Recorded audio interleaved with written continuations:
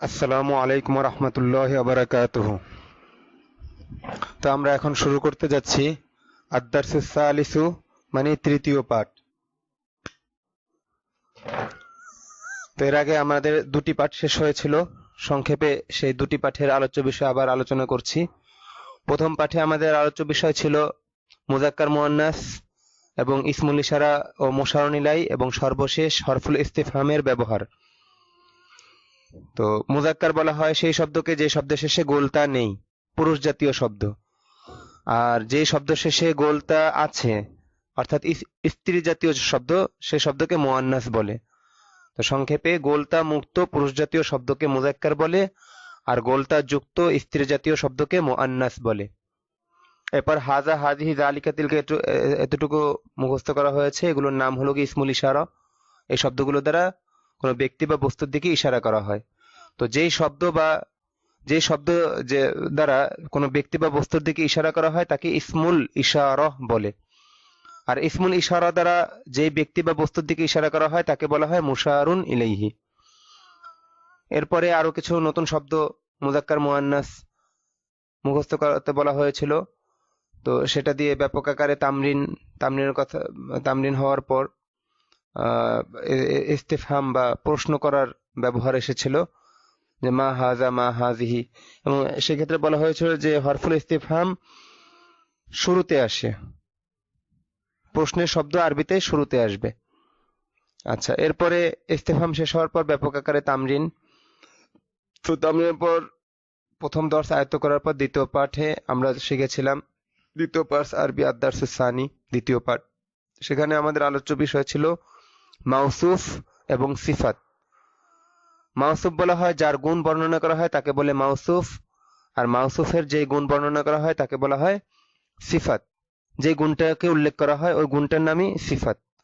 তো মাউসুফ আগে আসে আর সিফাত পরে আসে। আগে মাউসুফের অবস্থান, এরপরে সেই অনুযায়ী সিফাত বসবে। আর সিফাত সবসময় মাউসুফ অনুযায়ী হবে, অর্থাৎ মাউসুফ মুযাক্কার হলে সিফাতও মুযাক্কার হবে, মাউসুফ মুআন্নাস হলে সিফাতও মুআন্নাস হবে। আর মাউসুফ আগে আসবে, সিফাত পরে আসবে। তো এগুলো আমরা যারা রপ্ত করেছি তাদের জন্য এখন তৃতীয় পাঠ। তো তৃতীয় পাঠ আরবি হলো আদ-দারসুস সালিসু। এখানে লেখা আছে আদ-দারসুস সালিসু, তৃতীয় পাঠ। তো আমরা কয়েকবার মুখে মুখে আওড়াই, আদ-দারসুস সালিসু, তৃতীয় পাঠ। আদ-দারসুস সালিসু, তৃতীয় পাঠ। আদ-দারসুস সালিসু, তৃতীয় পাঠ। এখন আমাদের করণীয় হলো গিয়ে এই শব্দগুলো মুখস্থ করা, নতুন যে শব্দগুলো। তো আমি একবার পড়িয়ে দিচ্ছি, আপনারা আপনাদের মতো করে খুব ভালোভাবে শব্দগুলো মুখস্থ করে নেবেন। তো শুরু করতে যাচ্ছি, আপনারা মনোযোগ সহকারে শুনেন। প্রত্যেকটা শব্দের উচ্চারণ ঠিক এইভাবে মুখস্থ করতে হবে। তিলমিজুন, একজন ছাত্র। তিলমিজুন, একজন ছাত্র। তিলমিজুন, একজন ছাত্র। তিলমিজাতুন, একজন ছাত্রী। তিলমিজাতুন, একজন ছাত্রী। তিলমিজাতুন, একজন ছাত্রী। মুআল্লিমুন, একজন শিক্ষক। মুআল্লিমুন, একজন শিক্ষক। মুআল্লিমুন, একজন শিক্ষক। মুআল্লিমাতুন, একজন শিক্ষিকা। মুআল্লিমাতুন, একজন শিক্ষিকা। মুআল্লিমাতুন, একজন শিক্ষিকা। ওয়ালাদুন, একটি ছেলে। ওয়ালাদুন, একটি ছেলে। ওয়ালাদুন, একটি ছেলে। বিনতুন, একটি মেয়ে। বিনতুন, একটি মেয়ে। বিনতুন, একটি মেয়ে। তিফলুন, তিফলাতুন, একটি শিশু। তিফলুন, তিফলাতুন, একটি শিশু। তিফলুন, তিফলাতুন, একটি শিশু।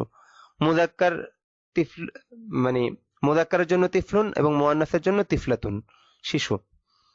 মুআদ্দাবুন, ভদ্র সভ্য। এই শব্দটা এখানে সিফাতের শব্দ, তো এটার মুআন্নাস কি হবে? মুআদ্দাবাতুন। তো এইভাবে মুখস্থ করার সময় এভাবে মুখস্থ করে নিতে পারেন, মুআদ্দাবুন, মুআদ্দাবাতুন, ভদ্র সভ্য। তো এখান আপনাদের করণীয় হলো গিয়ে এই শব্দগুলো টাটকা ইয়াদ করা।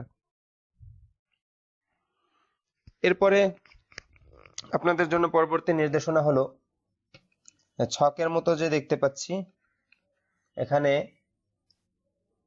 এতটুকু কাছে, মানে কাছে না, হাত দ্বারা নিজের দিকে, সামনে কাউকে উপস্থিত মনে করে তার দিকে, এবং অনুপস্থিত কাউকে লক্ষ্য করে হাতে ইশারা করে পড়তে থাকা বারংবার। আনা, আমি। এই আনায় টান হবে না, যদিও একটা নুনের পরে আলিফ দেখা যাচ্ছে, কিন্তু এই আনায় টান নেই। আনা, আমি।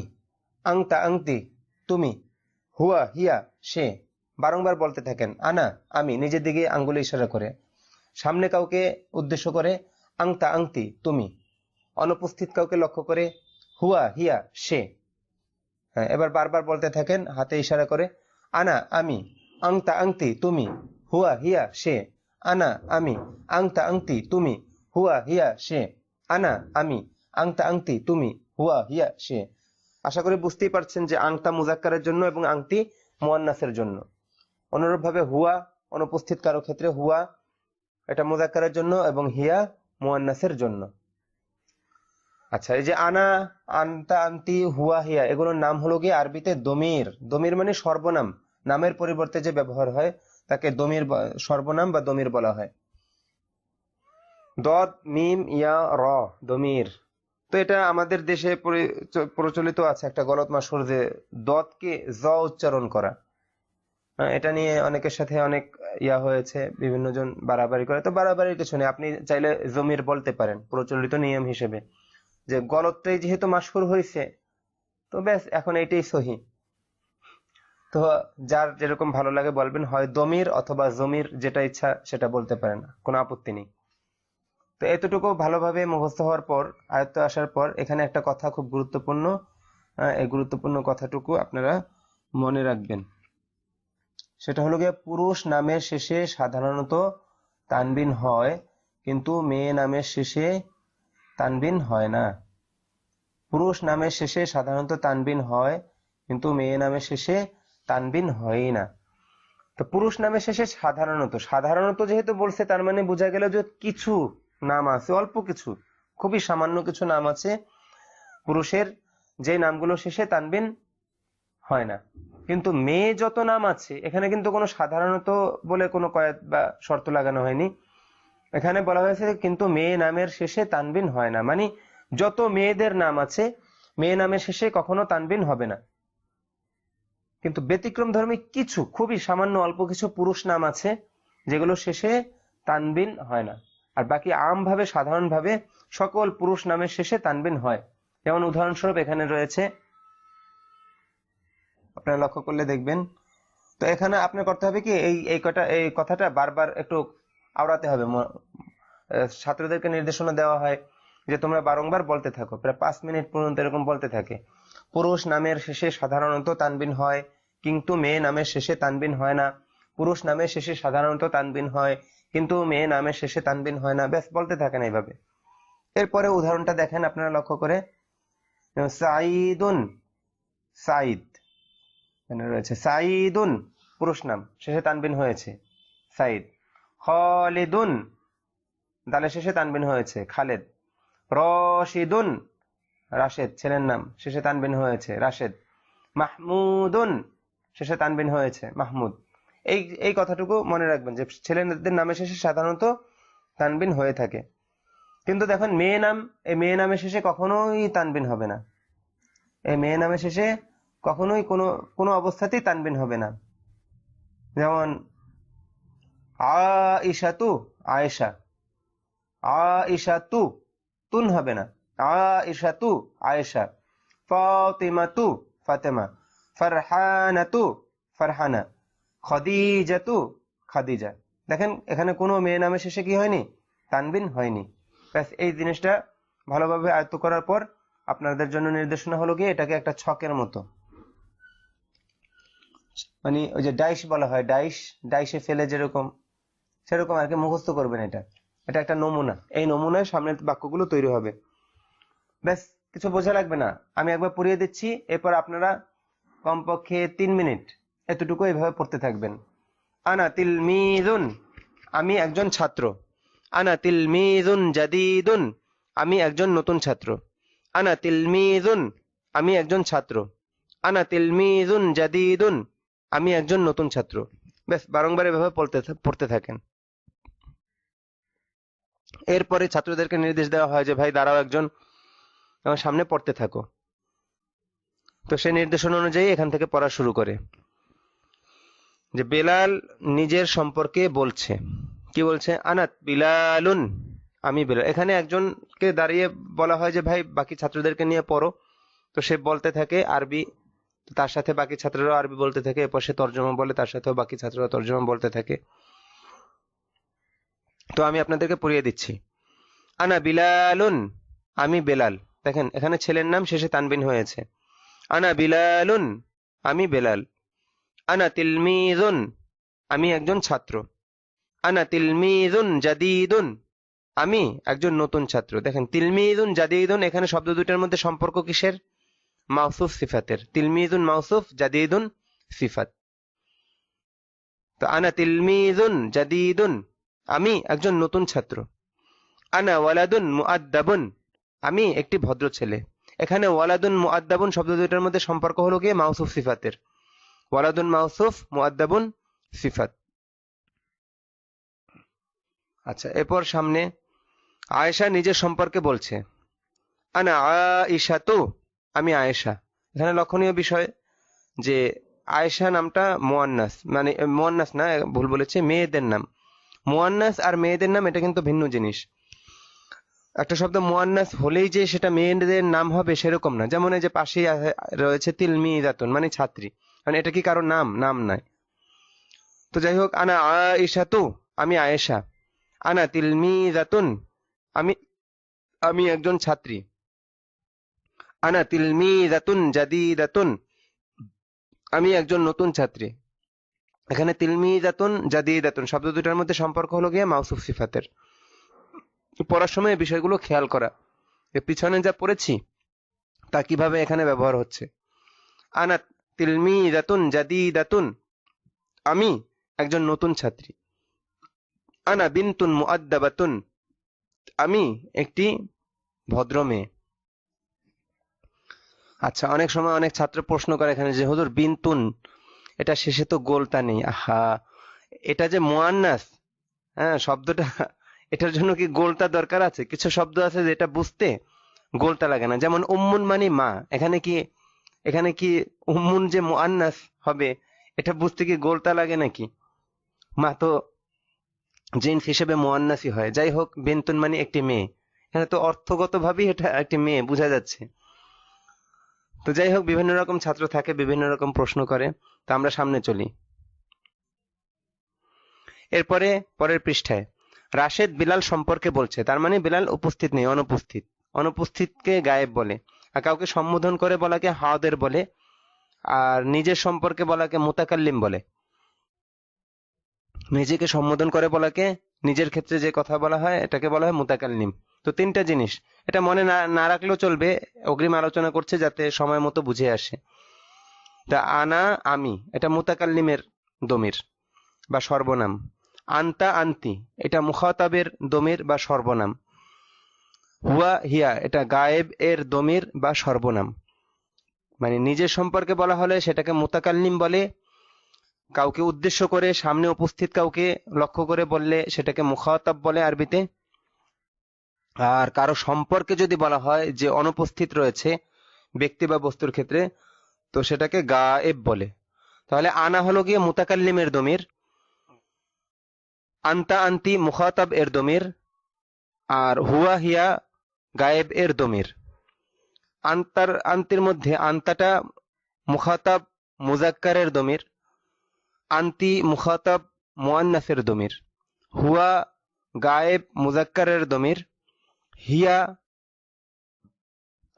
গায়েব মুআন্নাসের দমির। আশা করি বুঝতে পেরেছেন। যাই হোক, আমরা এবারতে চলছি। রাশেদ বিলাল সম্পর্কে বলছে। হুয়া বিলালুন, লুন লুন এখানে তানবিন হবে। হুয়া বিলালুন, সে বেলাল, পুরুষ নাম, পুরুষের নাম। সে বেলাল। হুয়া বিলালুন, সে বেলাল। হুয়া তিলমিজুন, সে একজন ছাত্র। হুয়া তিলমিজুন জাদিদুন, সে সে একজন নতুন ছাত্র। তিলমিজুন জাদিদুন এখানে মাউসুফ সিফাতের সম্পর্ক। তিলমিজুন মাউসুফ, জাদিদুন সিফাত। হুয়া ওয়ালাদুন মুআদ্দাবুন, সে একটি ভদ্র ছেলে। এখানে ওয়ালাদুন মাউসুফ, মুআদ্দাবুন সিফাত। এবার ফাতেমা আয়েশা সম্পর্কে বলছে। আয়েশা অনুপস্থিত এখানে। হিয়া আয়েশাতু, সে আয়েশা। আয়েশাতু, এখানে তানবিন হবে না কিছুতেই, কারণ এটা মেয়ের নাম। হিয়া আয়েশাতু, সে আয়েশা। হিয়া তিলমিজাতুন, সে একজন ছাত্রী। তো এখানে অনেকে তালগোল পাকিয়ে ফেলে ছাত্ররা, অগ্রিম আর কি যে ভুলগুলো করে সেগুলো যেগুলো জেহেনে আছে অগ্রিম বলে দিচ্ছি। সে ভুলে বলে কি হিয়া তিলমিদাতু, তানবিন দিচ্ছে না। তো ছাত্রকে ধরি, কেন তুমি তানবিন দিলে না? বলে কি শব্দটা মুআন্নাস। আমি বললাম তো মুআন্নাস কি হয়েছে, মানে মেয়ের নাম এবং মুআন্নাস এই দুইটা শব্দের মধ্যে সে গুলিয়ে ফেলেছে।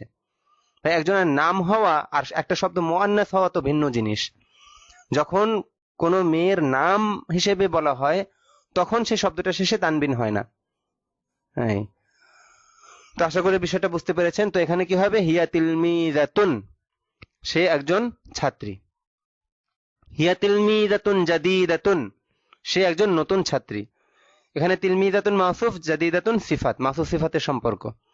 হিয়া তিলমিজাতুন জাদিদাতুন, সে একজন নতুন ছাত্রী।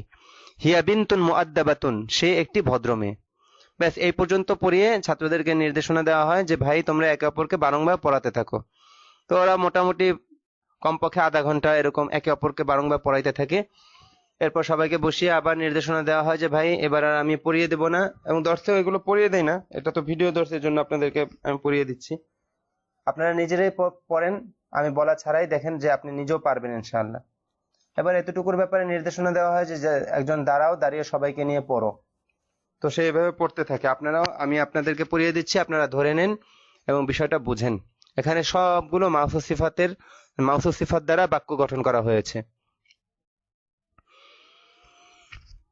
এখান থেকে শুরু, বিলালুন তিলমিজুন জাদিদুন, বেলাল একজন নতুন ছাত্র। লক্ষ্য করবেন যে ছেলের নাম কিভাবে ব্যবহার হচ্ছে, মেয়ের নাম কিভাবে ব্যবহার হচ্ছে। ছেলেদের নামে শেষে তানবিন হচ্ছে, মেয়েদের নামে শেষে তানবিন হবে না। সেই সাথে বাক্যের পরবর্তী অংশ মাউসুফ সিফাত দ্বারা গঠন করা হয়েছে। প্রত্যেকটা শব্দ এখানে এরকম, প্রথমটা মাউসুফ, দ্বিতীয়টা সিফাত। তো মুজাক্কার শব্দের সাথে মুজাক্কার সিফাত এসেছে, মুআন্নাস মাউসুফের সাথে মুআন্নাস সিফাত এসেছে। এভাবে প্রত্যেকটা বাক্য গঠন করা হয়েছে। তো আমি এখন ধারাবাহিক এবারটুকু পড়ে যাচ্ছি, আপনারা মনোযোগ সহকারে সঠিক উচ্চারণে ধরে নিন। বিলালুন তিলমিজুন জাদিদুন, বেলাল একজন নতুন ছাত্র। তো এইভাবে দাঁড়িয়ে একজন ছাত্র পড়ে আর তার সাথে বাকি ছাত্ররাও বলতে থাকে। এরপর সে আবার সামনে চলে, মাজিদুন মুআল্লিমুন জাইয়িদুন, মাজেদ একজন ভালো শিক্ষক, মাউসুফ সিফাত। মাজিদুন মুআল্লিমুন জাইয়িদুন, মাজেদ একজন ভালো শিক্ষক। জায়নাবু বিনতুন সগীরাতুন, জায়নাব একটি ছোট মেয়ে, মাউসুফ সিফাত। জায়নাবু বিনতুন সগীরাতুন, জায়নাব একটি ছোট মেয়ে। ফারহানাতু মুআল্লিমাতুন জাদিদাতুন, ফারহানা একজন নতুন শিক্ষিকা। ফারহানাতু, খেয়াল করেছেন নিশ্চয়ই, মেয়ের নাম শেষে তানবিন হয়নি। ফারহানাতু মুআল্লিমাতুন জাদিদাতুন, ফারহানা একজন নতুন শিক্ষিকা। মাহমুদুন তিফলুন জামিলুন, মাহমুদ একটি সুন্দর শিশু মুজাক্কারের ক্ষেত্রে। ফাতিমাতু তিফলাতুন জামিলাতুন, ফাতেমা একটি সুন্দর শিশু মুআন্নাসের ক্ষেত্রে। তিফলাতুন জামিলাতুন, মাউসুফ সিফাতের সম্পর্ক। খালিদুন ওয়ালাদুন মুআদ্দাবুন, খালেদ একটি ভদ্র ছেলে, মাউসুফ সিফাত। খাদিজাতু বিনতুন মুআদ্দাবাতুন, খাদিজাতু বিনতুন মুআদ্দাবাতুন। এই পর্যন্ত আজকে আপনাদের পাঠ এখানেই ক্ষান্ত করতে চাচ্ছি। তো আপনারা এই পর্যন্ত যা যা বলা হলো, সেই দমিরের কথা বলা হলো, দমির এখানে যে মুতাকাল্লিমের জন্য আনা, মুখাতাবের জন্য আনতা আনতি, এবং গায়েবের জন্য হুয়া হিয়া, এবং আনতা মুজাক্কারের জন্য আনতি মুআন্নাসের জন্য মুখাতাব, এবং হুয়া গায়েবের মুজাক্কারের জন্য এবং হিয়া গায়েবের মুআন্নাসের জন্য, এই বিষয়গুলো যে আলোচনা হয়েছে এটা আপনারা ব্যাপক আকারে তামরিন করবেন।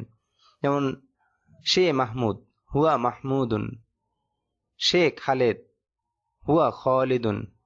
আমি বশির, আনা বাশিরুন। সে খাদিজা, হিয়া খদিজাতু।